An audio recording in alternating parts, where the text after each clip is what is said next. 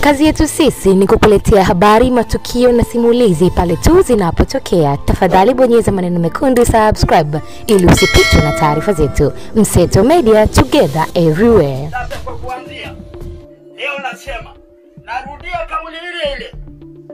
Mimi sipingi uwekezaji, na kati yetu sote hakuna anayepinga uwekezaji. Tunapinga uwekezaji kwa mkataba huu. Na ndicho nilichoongea siku ile. Tunapinga uwekezaji wa wizi wenye sura ya ufisadi ndani yake, wenye mkataba ambao kwa kigezo chochote ni mbovu. Huo tutaupinga, na tutaupinga kwa njia yoyote hii. Nataka nifikishe message hiyo. Sasa najua kwamba kwa wale wenye nia njema, saa zenu za kwenda kwenye press room zinakaribia. Sitaenda kwenye hotuba kwa undani kama nilivyopanga, nitakwenda kwenye points. Ya kwanza, ndugu zangu, ninaanza na swala la uwekezaji. Na hili kama kuna watu wa Majaliwa wanamsikiliza, au Ambarawa wanamsikiliza, au yule ambaye hana hata akili, Msigwa akitaka aende mahakamani, nitaenda kuprove.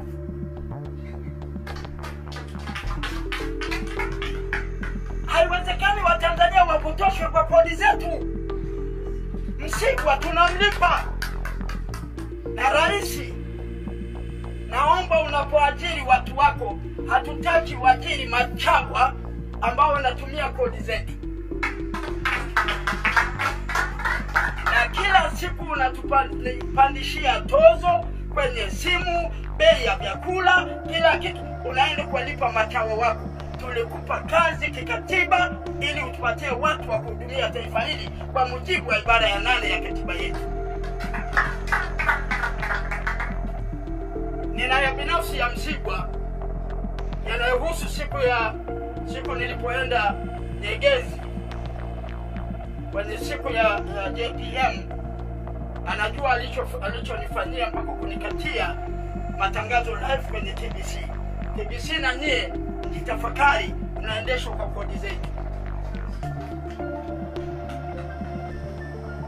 Na Msigwa alikuwa na communicate live kutoa maelekezo. Msifikiri hatuyajui. Tunawajua A to Z. Msifikiri watu wenye kujua nchini usalama wa taifa peke yao. Tunajua mengi. Ukiona kichwa nyeupe, usifikiri ni kwa sababu tuweka pumba. Hakikisha umesubscribe, comment, like na kushare. Mseto Media, we connect everywhere.